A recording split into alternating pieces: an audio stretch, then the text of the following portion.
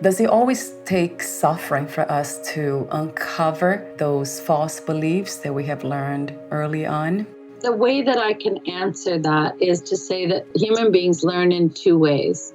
We learn through pain, or we learn through inspiration. So do we always have to have pain? The answer is no. Although I believe that a certain level of adversity really helps us to build our resilience. If we can get to the place where we can become aware, and part of it is learning to take some self-responsibility. Part of it is learning to question the things that we have accepted as absolute truth, even though it's not. Right. And every parent does their best, and yet all children get wounded. So it's important for me, that our history or our past is our learning. So we want to take the learning from our past, and then we want to let go and forgive the rest, because that's how we come more into the present moment, and that's where our power really is. You wrote the book, Knowing Me, Knowing You, the PEP personality process. Talk to me about the inspiration and the intention of writing your book. I developed a personality profiling system, and I was using it with my students and my clients and my family. Yeah, everyone. Pretty much in my life. And what I found particularly with my clients and my students is that they all wanted to know more.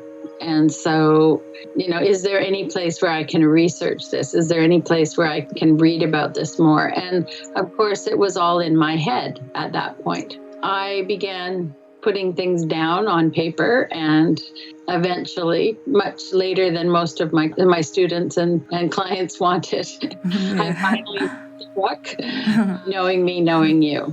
I really did it because I think it's important for people to understand that there's 24 different personality styles out there. So we all have a tendency to filter things through our own filters. Yeah, for sure. So when it's behaving in a certain way, we filter it as to what that would mean if we were doing that behavior.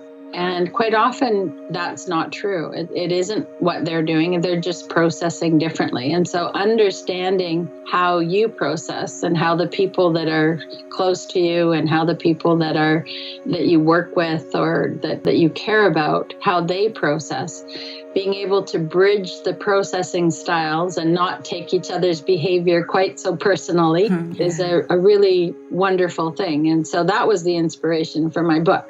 We need to understand ourselves. We all have what I call natural gifts, and we all have what I call our natural challenges. And there isn't one processing style that doesn't have that. And so learning your own style allows for you to really understand how you operate in the world, what happens when you get stressed, how you interface with your environment, and how you receive information from the environment, and how you communicate and make your decisions and learn and all of those other things. And there's 4 zones and there's 4 components, and how those 4 components fit in the 4 zones assist them in understanding so much about themselves and what happens when they're in balance and what happens when they're out of balance, what their challenges are, etc.